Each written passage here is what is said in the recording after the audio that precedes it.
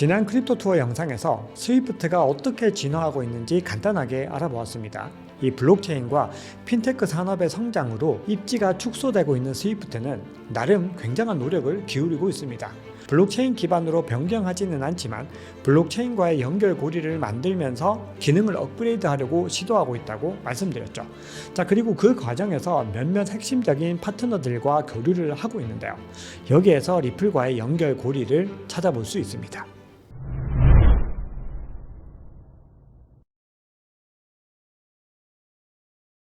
오늘은 지난 시간에 이어서 리플과 스위프트가 서로 파트너 관계가 될 수 있을지 살펴볼 텐데요. 조금 더 객관적인 관점으로 보겠습니다. 먼저 스위프트에 어떤 변화가 일어나고 있는지 상기해 보겠습니다. 지난 영상에서도 간단히 말씀드렸지만 현재 스위프트가 가장 주력하고 있는 서비스는 글로벌 페이먼트 이노베이션 GPI라는 서비스입니다. 이 서비스는 2017년 개시했는데요. 단 15개월 만에 모든 스위프트 여객 지급 결제 트래픽의 25%가 GPI를 통해서 이루어지게 되었다고 합니다. 그런데 여기서 주의해서 봐야 하는 지점이 있습니다. 25%의 GPI 트래픽 중에서 80%는 165개 은행이 차지했습니다. 거기에는 전 세계 상위 50대 은행 중에서 49개가 포함되었습니다. 네, 바로 선진국 위주로 GPI 서비스가 진행되고 있다는 의미입니다. 특히 미국과 중국 같은 결제 통로에 집중되어 있죠. 물론 GPI는 영역을 꾸준히 확장해 나갈 겁니다. 실제로 2023년 7월 기준으로 전 세계 100개 이상의 국가에서 3,500개 이상의 금융기관이 GPI를 사용하고 있는 것으로 나왔습니다. 전체 회원은행의 약 35%에 해당합니다. 스위프트는 2025년까지 GPI가 전 세계 스위프트 결제의 10% 이상을 차지할 것이라고 예상하고 있습니다. 전체 거래로 따져보면 아직까지는 굉장히 갈 길이 멀다는 걸 알 수 있습니다. 무엇보다 송금 환경이 척박한 국가들이 이 혜택을 받기까지는 더 많은 시간이 걸릴 겁니다. 스위프트는 제반 환경을 블록체인으로 변경할 계획을 가지고 있지 않다고 지난 영상에서 강조드렸죠. 대신에 GPI의 기능을 지속적으로 업그레이드하고 상호 호환성과 개방성이 뛰어난 다른 블록체인 네트워크와의 연결을 모색하고 있습니다. 그리고 그 중심에 코다 플랫폼이 있습니다. 최근 스위프트는 이런 발표를 했습니다. 스위프트가 R3의 코다 플랫폼을 통해서 새로운 결제 표준인 GPI를 시험한다. 둘의 관계가 예사롭지는 않아 보입니다. 그러면 스위프트가 언급한 이 코다 플랫폼이라는 것은 무엇일까요? 그런데 그 전에 더 주목해야 하는 사실이 있습니다. 코다를 만든 곳이 어디인가입니다. 바로 R3라는 2014년에 설립된 세계 최대 블록체인 컨소시엄입니다. 기타오 회장은 블록체인의 미래는 리플과 R3에 달려있다고 이야기했었습니다. 바로 그 R3입니다. R3는 자체 개발한 분산 원장 플랫폼을 기반으로 금융 분야의 기술 혁신을 주도하고 있습니다. 블록체인을 금융산업에 본격적으로 적용 및 실행하는 데 그 목적을 두고 있죠. 2016년에 론칭한 코다 플랫폼을 통해서 말입니다. R3는 2018년 기업형 블록체인 코다 엔터프라이즈를 공개합니다. R3는 월스트리트의 베테랑들이 모여서 만들었습니다. 그래서 창립 초기부터 큰 주목을 받았죠. 현재는 주요 파트너 몇몇이 이탈했지만 초기 협력한 9개 은행들의 면모를 보면 놀라운 수준입니다. JP 모건 체이스, 크레딧 스위스, 오스트레일리아 연방은행, UBS, 바클레이즈, BBVA, 스테이트스트리트, 스코틀랜드 왕립은행, 그리고 골드만삭스입니다. 그런데 리플 투자자가 R3에 주목하는 이유는 둘이 주요 파트너이기 때문입니다. 리플과 R3는 과거 큰 갈등을 겪었습니다. R3는 리플랩스를 XRP 매매 협약 위반으로 고소한 적이 있습니다. 이 협약에는 R3가 리플과 2016년 파트너십을 맺으면서 2019년 말까지 0.0085달러에 50억 개 XRP를 구매할 수 있게 한다는 내용이 포함되어 있었습니다. 그런데 리플랩스로부터 XRP를 실제로 양도받지 못했다고 소송을 건 것이죠. 50억 개는 전체 발행량 1000억 개의 무려 5%에 달하는 굉장히 큰 규모입니다. 반면 리플사의 입장은 달랐습니다. R3 측이 먼저 계약서 내 조항을 이행하지 않아서 계약이 파기됐다고 주장했죠. 리플이 R3의 XRP를 제공하기로 한 데는 그만한 이유가 있었을 겁니다. 리플의 입장에 따르면 은행과 협약 체결을 도와주기로 했다는 것입니다. 앞서 R3는 월가의 베테랑 출신이라고 말씀드렸죠. 리플이 또 하나 지적한 부분은 골드만삭스, JP모건 등이 이 R3에서 탈퇴할 것이라는 사실을 미리 알려주지 않았다는 것입니다. 자, 그리고 이 XRP를 코다 개발에도 사용하기로 했는데 구체적인 계획이 나오지 않았다는 겁니다. 즉 코다 플랫폼은 개발 당시부터 리플과 관계를 지니고 있었습니다. 2018년 9월 두 회사는 극적으로 합의에 이릅니다. 합의 내용은 공개되지 않았습니다. 다만 이 과정에서 SBI 홀딩스의 기타오 요시타카 회장의 역할이 결정적이었다는 것이 시장의 지배적인 분석이었습니다. SBI 홀딩스는 리플사 지분을 10% 이상 보유하고 있습니다. 그리고 R3의 외부 최대 주주이죠. R3에 대규모 투자를 하면서 함께 합작법인을 설립하기도 했습니다. SBI R3 아시아입니다. 비슷한 회사를 들어본 적이 있으실 겁니다. 네, SBI 리플 아시아라는 회사도 있습니다. 자, 결론적으로 스위프트와 리플의 사이에 이 R3가 위치하고 있는 겁니다. 그런데 이것만으로 스위프트와 리플이 연결되기에는 근거가 매우 부족합니다.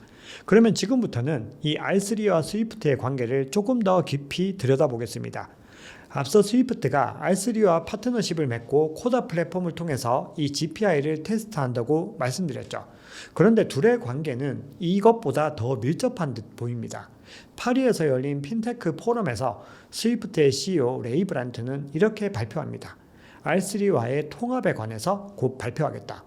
자, 이 통합이라는 단어는 예사롭지 않은 용어인데요. 어떤 의미로 사용된 것일까요? 스위프트의 의견에 따르면 GPI 링크를 이 R3의 코다 플랫폼에 연결해서 블록체인상에서 결제를 처리한 뒤 이 과정을 점검하고 스위프트와 ISO 국제 표준에 맞는 응용 프로그램 인터페이스를 지원한다는 것입니다. 자, 설명이 조금 복잡한데요. 조금 쉽게 얘기를 하면 스위프트의 GPI 표준을 기업용 결제 서비스이자 블록체인 플랫폼인 코다 세틀러에 직접 연결해서 구동을 하겠다는 것입니다. 그리고 이 지점에서 리플과의 연결고리가 나오게 됩니다. 리플과 R3는 2018년 9월 합의 이후에 3개월 만에 대형 소식을 하나 전했습니다. R3가 코다 세틀러를 출범하면서 첫 번째 결제 수단으로 XRP를 채택한다고 밝힌 것이죠. 첨언을 좀 하자면 코다 세틀러는 코다 플랫폼에서 돌아가는 오픈소스 탈중앙화 애플리케이션인 DApp입니다. 자, 이런 논리라면 GPI에서 XRP가 브릿지 통화로 사용될 수도 있다라는 의미인데요. 이것이 과연 이루어질 수 있을까요? 실제로 이루어졌다는 가짜뉴스들이 굉장히 많습니다. 자, 이 기사 한번 보시면 최근 기사인데요. XRP를 스위프트의 GPI 플랫폼에 통합하여 국경 간 결제 환경에 혁명을 일으키는 것을 목표로 합니다. 자, 이렇게 되어 있습니다. 굉장히 그럴싸하게 쓰여져 있어서 자칫 오해를 할 수도 있습니다. 하지만 사실이 아닙니다. XRP 커뮤니티의 저명한 인플루언서입니다. 크립토 에리는 최근 트윗에서 코다 세틀러가 결제를 위해서 XRP 또는 XRP 레저를 사용한다는 주장을 전면 반박했습니다. 스위프트를 떠나서 이 코다 세틀러에서도 XRP가 사용되고 있지 않다는 것입니다. 크립토에리의 트윗은 스위스 중앙은행이 CBDC의 코다를 통해서 XRP를 활용할 계획이라는 커뮤니티의 추측에 대한 반박으로 나온 것입니다. 제가 늘 강조드리지만 이 XRP 커뮤니티는 다양한 추측과 더불어서 가짜뉴스가 넘친다고 말씀을 드렸습니다. 자, 결국 핵심은 코다 세틀러에서는 XRP가 사용될 수 있지만 XRP만 사용되는 건 아니라는 겁니다. 크립토에리는 XRP가 코다에서 사용된 유일한 시기는 2018년부터 2019년이었다고 주장하고 있습니다. 물론 이것도 확실한 사실은 아닙니다. 하지만 이 시점을 보면은 좀 의미심장한 부분이 있습니다. 리플과 R3가 합의에 도달한 시점이기 때문입니다. 자, 그러면 R3가 공식 성명을 통해서 이 코다 세틀러의 첫 통화로 XRP를 언급한 이유가 무엇일까요? 바로 서로의 관계성을 외부에 보여주기 위한 것입니다. 서로 화해했다라는 메시지를 보여준 것이죠. 물론 스위프트와 리플의 연결고리는 여전히 남아 있습니다. GPI는 스위프트의 중요한 변화 중 하나입니다. 굉장히 큰 가치가 있는 것이죠. 하지만 지난 영상에서도 말씀드렸지만 해결하지 못하는 과제도 있습니다. 전문가들의 의견에 따르면 스위프트는 결제가 이루어지는 방식을 극적으로 개선하고 있지만 여전히 메시징에 관한 부분에 집중하고 있다는 것입니다. 근본적인 변화를 이루고 있는 건 아니라는 거죠. 하지만 이런 방식은 리플이 추진하고 있는 결제와는 차이가 있습니다. 그래서 이 방식으로는 리플을 따라잡을 수 없다는 것이죠. 자, 그렇기 때문에 리플과 스위프트는 각각 전 세계의 금융기관들 사이에서 다양한 용도 그리고 다른 용도로 활용될 수 있습니다. 스위프트의 장점은 안전성과 그 막대한 규모에 있습니다. 리플은 신속한 송금과 저비용의 강점을 지니고 있죠. 스위프트는 다양한 테스트를 하고 있지만 리플보다 더 빠르고 더 저렴하고 무엇보다 더 투명하게 보낼 수는 없다는 의미입니다. 자, 그리고 스위프트와 R3의 연결고리는 계속해서 진화할 가능성이 높습니다. 스위프트가 R3와 협업하는 중요한 이유는 무엇일까요? 무역금융업계가 이 코다 플랫폼을 널리 채택했기 때문입니다. 모든 무역금융에는 빠르고 보안이 뛰어나면서 무엇보다 신뢰할 수 있는 결제 시스템이 뒷받침되어야 합니다. GPI가 국제송금시장, 좁게는 무역시장에서 어필할 수 있는 부분이 바로 그 지점인 것입니다. 결국 스위프트가 R3를 선택한 건 생존을 위한 필수적인 선택지였다는 의미입니다. R3가 선택을 받았다기보다는 오히려 R3가 선택을 했다라는 개념일 수도 있습니다. 값과 을이 바뀌었다는 의미이죠. 참고로 리플의 또 다른 기술 파트너 볼란테 역시 GPI 서비스에 크게 기여를 하고 있습니다. 자, 분산 원장 기술 기반 무역금융은 이제 막 발돋움하는 분야입니다. 아직 암호화폐로 직접 결제까지 완료하려는 수요는 크지가 않습니다. 즉 결제는 여전히 기존의 신용화폐로 처리하는 경우가 많죠. 이때 결제를 빠르고 안전하게 처리할 수 있어야만 블록체인 플랫폼이 계속해서 살아남을 수 있습니다. 자, 코다는 이 분야에서 가장 적합합니다. 그래서 리플과 코다의 관계에서 스위프트까지 연결할 수 있는 거죠. 자, 그런데 여기서 중요한 지점이 있습니다. 코다 플랫폼은 암호화폐뿐만이 아니라 법정화폐까지 모두 처리할 수 있는 기반을 갖추고 있습니다. 하지만 장기적으로는 암호화폐를 통한 결제의 흐름이 더 크게 일어날 수 있겠죠. 이때 R3와 가장 관계가 깊은 XRP가 채택될 거라는 기대감이 작용하는 것입니다.